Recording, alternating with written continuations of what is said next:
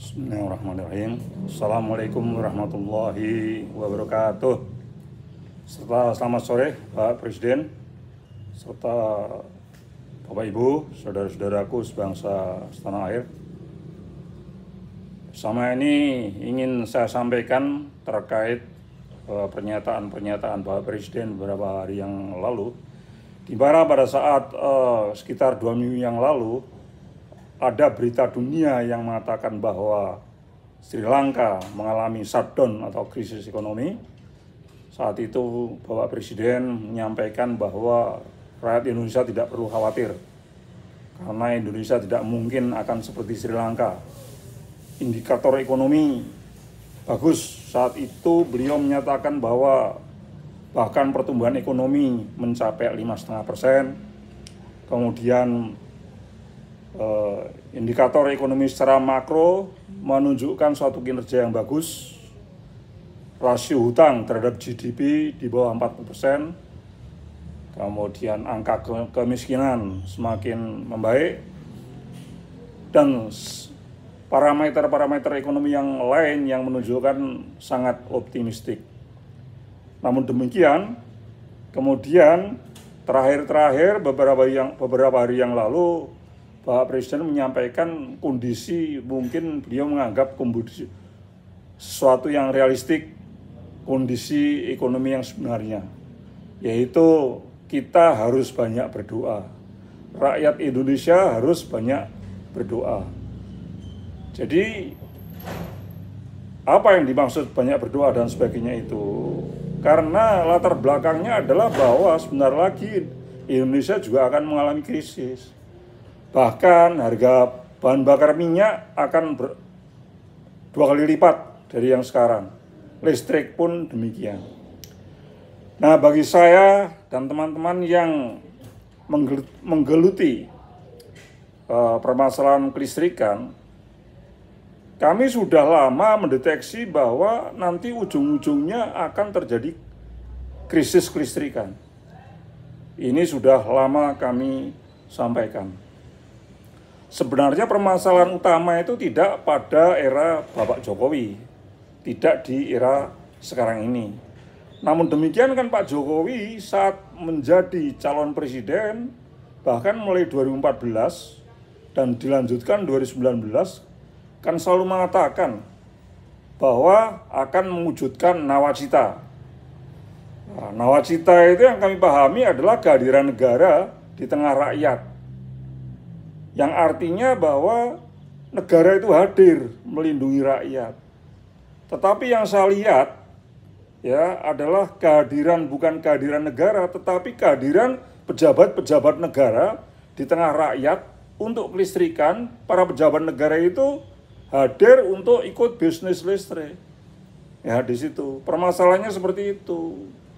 Karena sudah dikuasai mereka bersama para taipan, kemudian investor asing dan asing, maka akhirnya terjadilah krisis listrik yang akan kita alami secara bersama ini. Ini semua sekali lagi bukan berasal dari era Pak Jokowi, memang jauh sebelumnya. Jadi pada saat ada letter of intent yang ditandatangani oleh pemerintah Indonesia pada tanggal 31 Oktober 1997, maka di sana dikatakan bahwa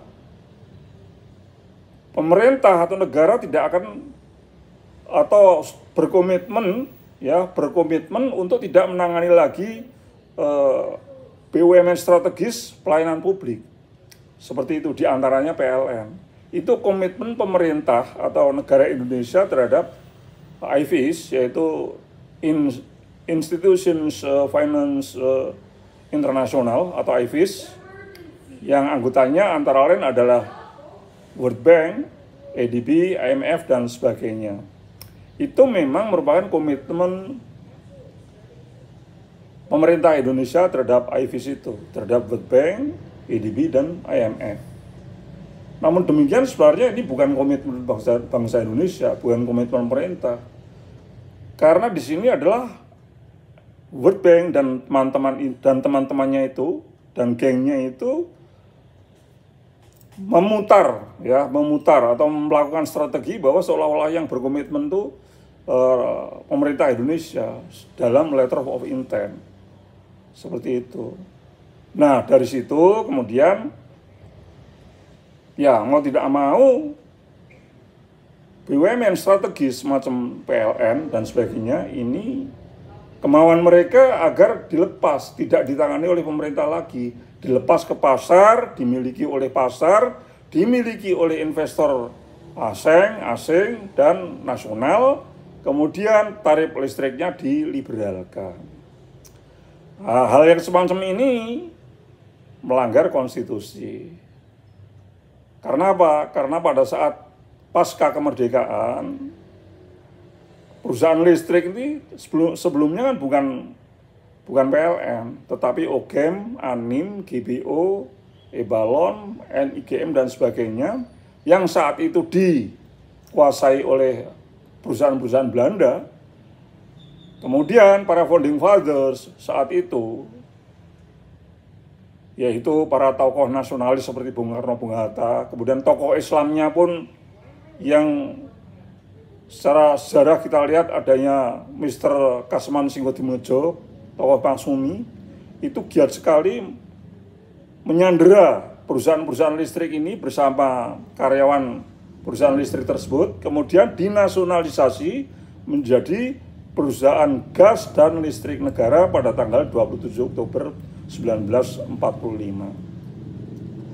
Di sana sejarah yang terjadi itu. Mengapa kemudian saat itu para founding fathers itu menasionalisasi perusahaan listrik Belanda menjadi perusahaan nasional yang namanya perusahaan jawatan gas dan listrik negara? Mengapa pertanyaannya? Karena pada saat perusahaan tersebut dikuasai oleh Belanda, oleh asing, maka harga listrik itu sangat mahal. Yang bisa menikmati listrik itu hanya orang-orang Belanda, orang-orang dekat Belanda, ya antrek-antreknya Belanda gitulah kira-kira, dan orang-orang Indonesia yang memang kebetulan diberikan suatu kekayaan sehingga bisa membeli listrik. Nah, saat itu para pemimpin kita berpikir kalau seperti ini kondisinya, maka Indonesia tidak akan maju. Hal-hal yang strategis, perusahaan strategis seperti listrik harus dikuasai negara. Itu sesuai dengan pasal 33 ayat 2 Undang-Undang Dasar 45. Cabang produksi yang penting bagi negara dan menguasai hajat hidup orang banyak harus dikuasai negara. Seperti itu, komitmennya itu seperti itu. Ini adalah masalah ideologi. Mengapa kemudian saat itu perusahaan listrik dinasionalisasi? Sekali lagi masalah ideologi. Coba bayangkan, pada saat itu negara belum kuat, masalah keuangan masih lemah. Sedangkan masalah produksi listrik ini adalah produksi yang sangat mahal. Mulai dari zaman dulu lahirnya kelistrikan itu bahwa produksi, ongkos produksi, biaya operasi kelistrikan itu sangat mahal. Tetapi ini tetap pemerintah saat itu men-take over, mengambil alih operasional kelistrikan, dinasionalisasi menjadi perusahaan gas dan listrik negara agar bisa dinikmati rakyat banyak. Tidak bisa kita bayangkan ya, kalau saat itu para founding fathers-nya ya model-model pejabat sekarang ini. Seperti Luhut Binsar, Pak JK, kemudian Dahlan Iskan, Erick Thohir. Kalau founding fathers-nya seperti mereka-mereka itu, yang terjadi tidak nasionalisasi. Tetapi OGEM, ANIM, GBO, Ebalon dan sebagainya itu langsung dijadikan IPP, Independent Power Producer. Seperti itu. Dan kemudian rakyat dijadikan konsumen. Mereka kemudian bisnis, rakyat dianggap sebagai konsumen. Itu yang akan terjadi. Nah, dari sini terungkaplah ya bahwa para pemimpin kita itu mestinya yang menjaga sektor ketenaga listrikan ini mestinya tugasnya adalah menjaga agar kelistrikan ini kemudian tetap bisa dipegang oleh negara dan menjadi milik negara, milik rakyat, milik bangsa Indonesia yang dapat dinikmati seluruh bangsa Indonesia untuk target kesejahteraan. Targetnya adalah benefit oriented. Target benefit, bukan profit oriented. Tetapi beliau-beliau ini, para pemimpin kita ini kayaknya justru memanfaatkan letter of intent itu. Letter of intent kan menghendaki agar PLN ini diprivatisasi, dijual, dan listrik diliberalkan. Mestinya beliau-beliau itu kan berjuang untuk menolak ini semua, agar kita tidak terpengaruh dengan strategi asing untuk mencaplok hal-hal strategis sehingga mereka bisa mendikte kita. Mestinya berusaha sekuat tenaga untuk menolak itu. Tetapi justru ini melihat suatu kesempatan untuk bisnis. Wah, ini kalau seperti ini ya udah sekalian aja kita ikut bisnis. Mengikuti bisnisnya General Electric, Mitsubishi, Kansai, Hyundai. Yang terakhir kemudian malah ada Huadian, Shenhua, Chengda, kemudian Shanghai Electric, dan sebagainya. Beliau-beliau ini justru berkonspirasi dengan mereka-mereka itu menguasai listrik yang tadinya dikuasai oleh PLN, diambil alih oleh mereka untuk bisnis. Mestinya mereka tahulah yang namanya listrik itu adalah exclusive right menurut teori Edward Elper, yaitu suatu hal yang monopoli alamiah. Sesuatu yang monopoli alamiah itu memang kalau dikerjakan oleh negara memang bisa diambil manfaat untuk kesejahteraan rakyat.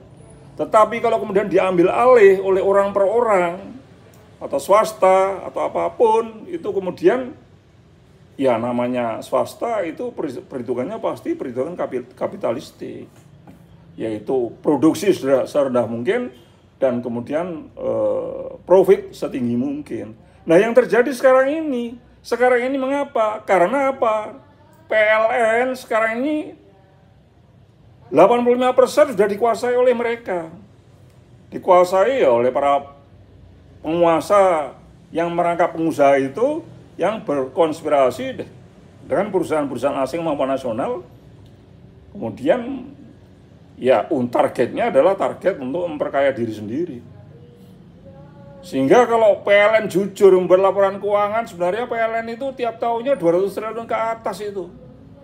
Yang sudah ketahuan itu tahun 2020. Laporan keuangan itu menurut Replita Online itu adalah 200,8 triliun. Itu subsidinya. Tapi PLN mengatakan untung 5,95 triliun. Yang terakhir, yang 2021, sebenarnya subsidi itu masih 200,9 triliun. Bahkan Bu Sri Mulyani mengatakan subsidi listrik dan BBM itu 350 triliun.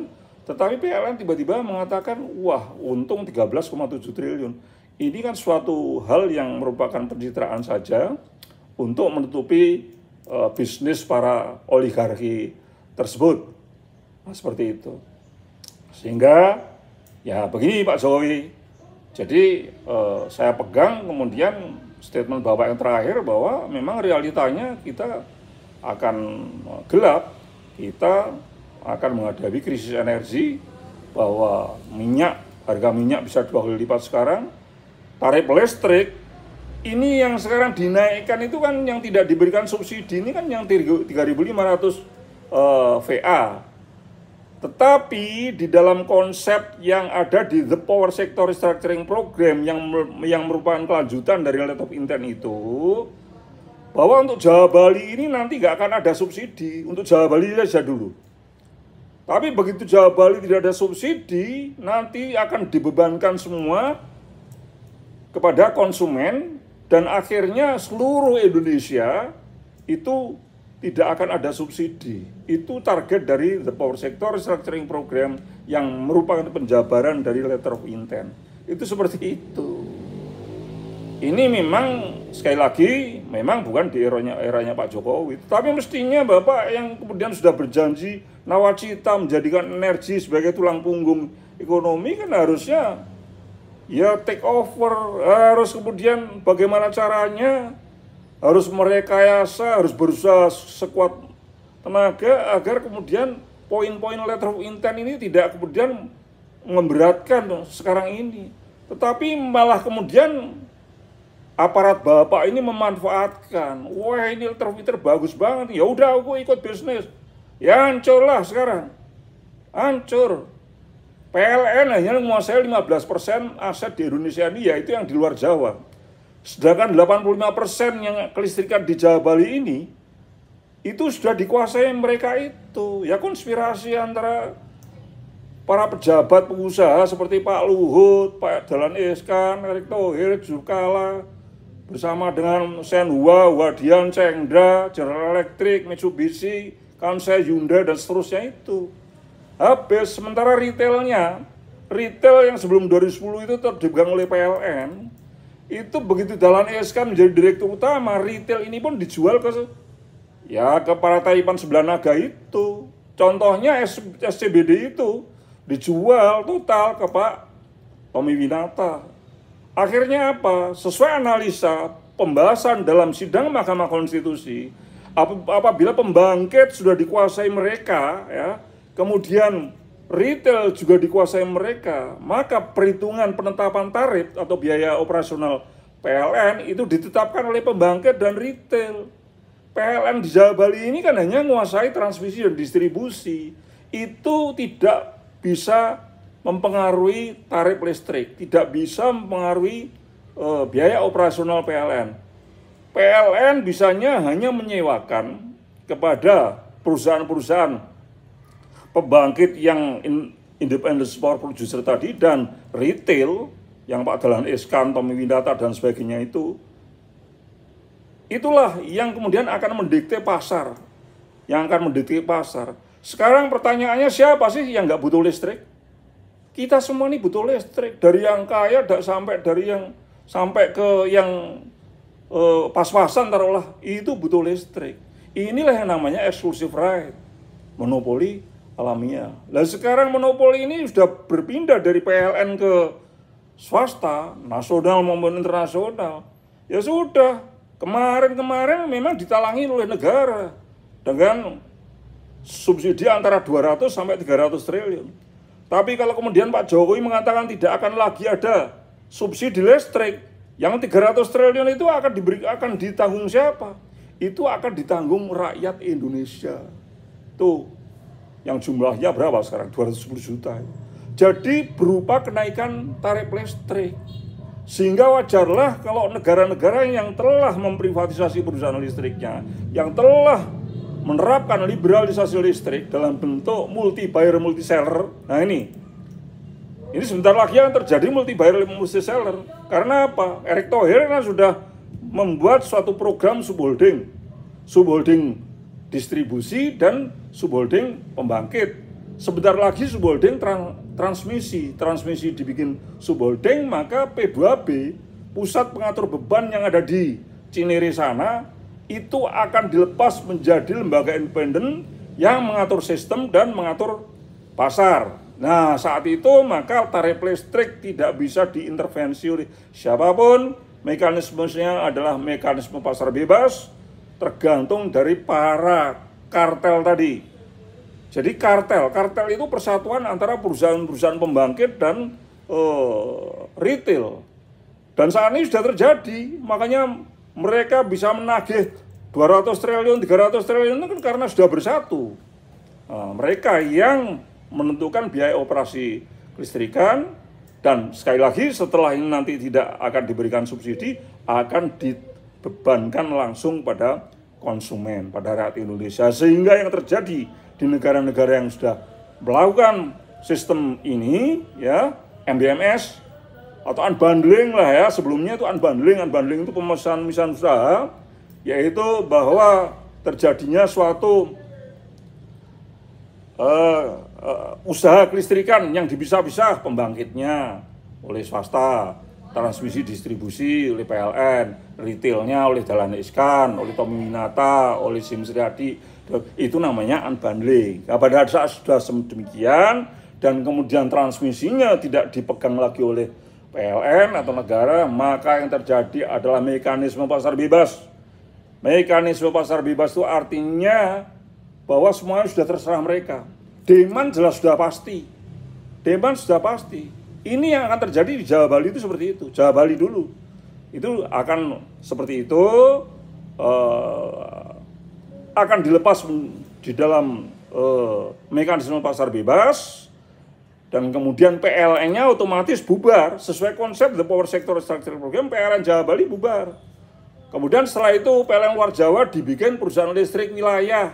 Seperti itu konsep daripada The Power Sector Restructuring Program itu. Tahun 98, 99 seperti itu sebelum ada Undang-Undang Kelistrikan. Nah, selanjutnya PLW pun akan diserahkan kepada Pemda, pemerintah daerah, kayak PDAM itu. Kayak PDAM. Jadi perusahaan listrik daerah. Dan saya yakin nanti perusahaan listrik daerah pun Pemda karena nggak kuat akan diserahkan ke swasta juga. Dan pasti tarif listrik akan ya suka-suka mereka lah. Akan seperti itu. Jadi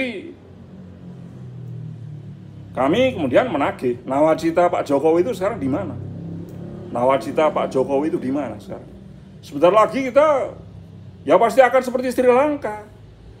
Untuk itu saya mengajak pada konsumen listrik ya, kalau sudah terjebak itu memang kita harus siap-siap class action saja. Karena apa? Ya karena Pak Presiden kita ini membiarkan orang-orang seperti JK, Dahlan Iskan, Luhut, Erik, dan orang semacam itu malah memanfaatkan letter of intent yang mesti harus dijaga. Malah mereka berlaku seperti pagar makan tanaman. Kita class action, ya mohon maaf Pak Jokowi, class action ini akan menuju impeachment untuk Bapak. Kira-kira demikian. Terima kasih Bapak Ibu sekalian. Terima kasih Bapak Presiden. Wassalamualaikum warahmatullahi wabarakatuh.